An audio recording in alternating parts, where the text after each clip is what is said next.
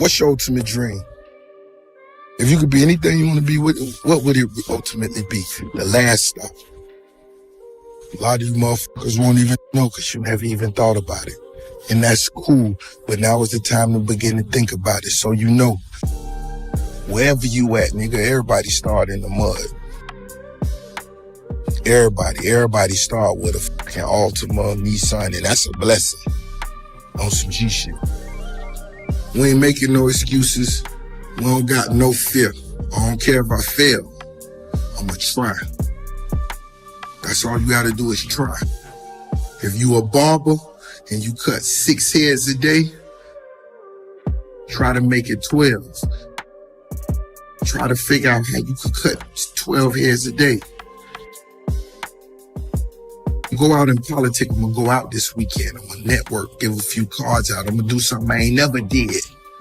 I'm gonna work on my razor game. Teamwork make the dream work. We all need a team. I don't care if it's just your mama, your sister, your brother, your homies. And when you get a team, you best to have a team. But you gotta be a leader. I don't care if you the smallest nigga on the team. If you the smallest nigga on the team and you come into your big homie house and you walking up to the driveway and there's leaves in front of the door and all that, just get the broom and sweep that shit off. Show the nigga your true value. Let them know you see the vision. I see what you got going on. I remember the first time I walked in Puff crib. I said, God damn. Nigga got goldfish in the living room, a big table full of green apples, and damn. But I seen that nigga working hard. I gotta outwork this nigga. And that's what my goal was. Everybody scream loyalty, loyalty, loyal, all that shit. Don't even say that shit to me. You know, the first nigga ever gave me a Rolex watch was Tony Draper from Suave House Records. I don't even know how many years ago that was. And guess what? Me and Draper still speak every other day. He's still a rich nigga, still getting money. I'm a made nigga now. That's how it's supposed to be. You don't get your bag. A lot of niggas want to come to the table, eat, and take their plate to go. But you're in a rush to, nigga. Let's plot on some more money. Let's get some more money. Something else got your heart? If this ain't got your heart, you can't really do nothing for us. We don't need laborers. Nigga hanging outside Home Depot. We need somebody that's gonna commit their heart to this shit. That's the only way you gonna get the most out of it. People hit me up all the time. Rose, give me some advice on how to do this and how to do that. See?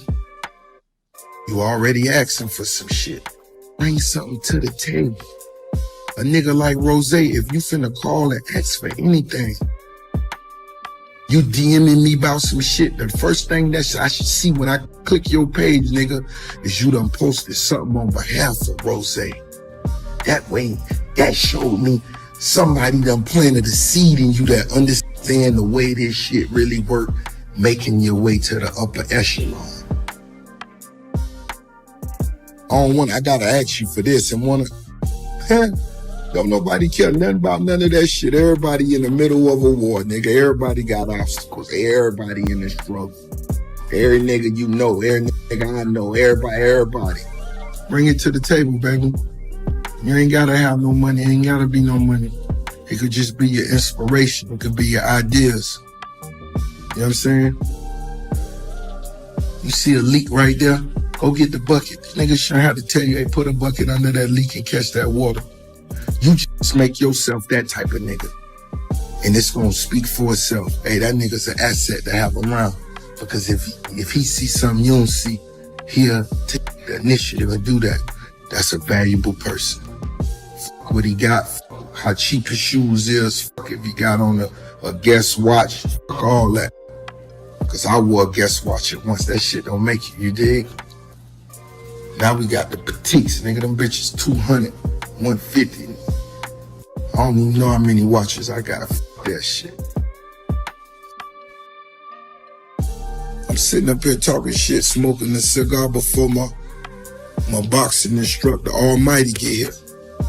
I said, Almighty, man, you a good nigga, you a humble nigga. nigga, turn your social media up. I want you to train other niggas. I'm gonna do it for you. He ain't asking me to do that. I'm gonna do it for you. I'm gonna do this. Let's do this. And that's how it's supposed to go. So what you bring to the table? If you don't bring shit to the table, nigga, you better sweep, mop, and wax the flows on the way to that bitch. Cause that's the only reason you should eat, not because a nigga owe you nothing, nigga, not because of who cousin you was. Yeah, that's my first cousin, that's my third cousin, that's my dog, I growed up. Fuck all that shit. Nigga, I'ma bust my ass. Nigga, if we cutting trees down today, we gonna cut the trees down. I went and looked at a house with 15 rooms in it and 2 elevators. That shit, I was so inspired. That shit, nigga, I couldn't even go to sleep. I left. I came back that night and snuck in with the same code.